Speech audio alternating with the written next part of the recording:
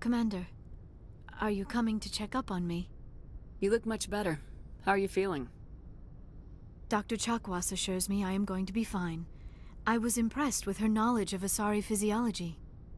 You're in good hands. Dr. Chakwas knows what she's doing. I never properly thanked you for saving me from the Geth, Commander. If you hadn't shown up, I'm just glad we got there in time. So am I. I know you took a chance bringing me aboard this ship. I have seen the way your crew looks at me. They do not trust me. But I am not like Benezia. I will do whatever I can to help you stop Saren. I promise. Don't worry, Liara. I trust you. I know you won't let me down. It means a lot to hear you say that, Commander. Thank you. Do you know why Benezia joined up with Saren? I don't understand it. She was always outspoken about the need for the Asari to become more involved in shaping galactic events. Maybe she thought allying herself with Saren would somehow be for the greater good in the long run.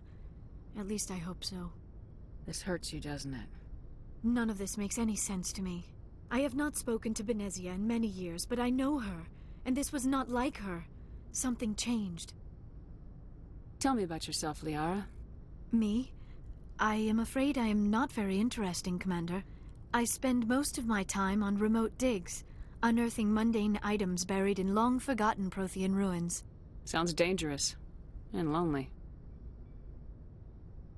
Sometimes I would run afoul of indigenous life forms or stumble across a small band of mercenaries or privateers, but I was always careful. Until the Geth followed me to Artemis Tau, I never found myself in any situation my biotics could not handle. As for the solitude, well, that is one aspect that most appealed to me. Sometimes I just need to get away from other people. You don't like other people? I suppose it comes from being a matriarch's daughter. People expected me to follow in Benezia's footsteps. They wanted me to become a leader of our people. Matriarchs guide their followers into the future. They seek the truth of what is yet to come. Maybe that's why I became so interested in the secrets of the past. It sounds so foolish when I say it out loud. It sounds like I became an archaeologist simply to spite Benezia. All children rebel against their parents. It's a natural part of growing up. Aha, you share the wisdom of the matriarch, Shepard. That is exactly what Benezia said when I told her of my decision. But there was more to it than that. I felt drawn to the past. The Protheans were these wondrous, mysterious figures. I wanted to know everything about them. That is why I find you so fascinating. You were marked by the beacon on Eden Prime. You were touched by working Prothean technology. Sounds like you want to dissect me in a lab somewhere. What? No, I did not mean to insinuate. I never meant to offend you, Shepard. I only meant that you would be an interesting specimen for an in-depth study. No, that's even worse. Calm down, Liara. I was only joking. Joking? Oh, by the goddess, how could I be so dense? You must think I am a complete and utter fool. Now you know why I prefer to spend my time in the field with data disks and computers. I always seem to say something embarrassing around other people. Please, just pretend this conversation never happened. I'd like to know more about the Asari. We were the first species to discover the Citadel. We were instrumental in forming the Council, and we always strive to be the voice of peaceful cooperation in galactic disputes.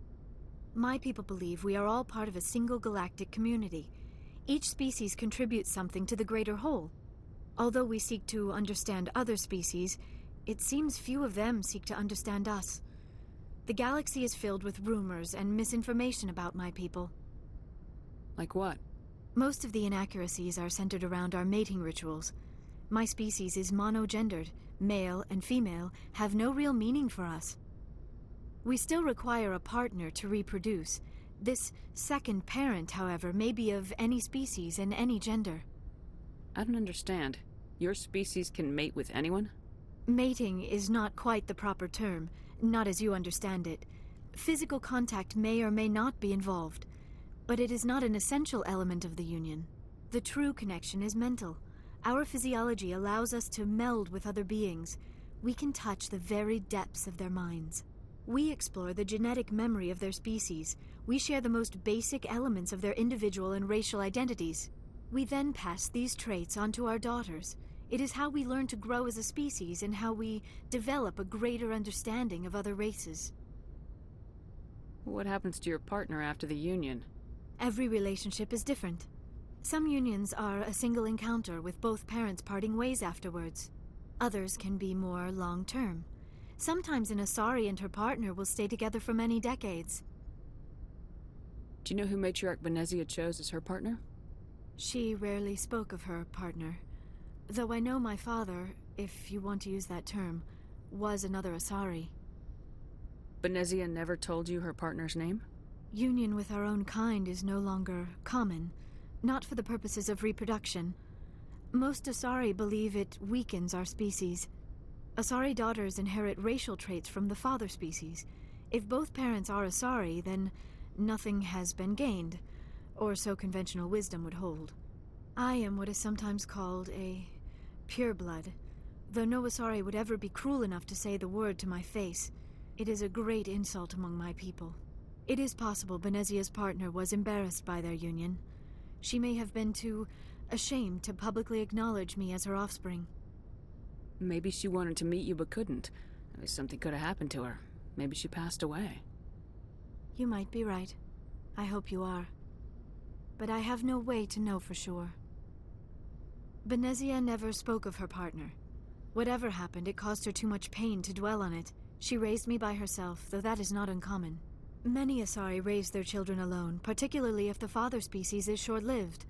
Often the partner will pass on long before the child reaches maturity. You Asari live for 1,000 years. What happens when your partner dies? Few sapient species live as long as my kind. We have learned to take a philosophical approach to our unions. We do not focus on the inevitable loss of our partners. Instead, we enjoy the time we spend with them. And even after they're gone, a part of them lives on in us. The union is a connection that transcends both time and space. I should go. Goodbye, Shepard.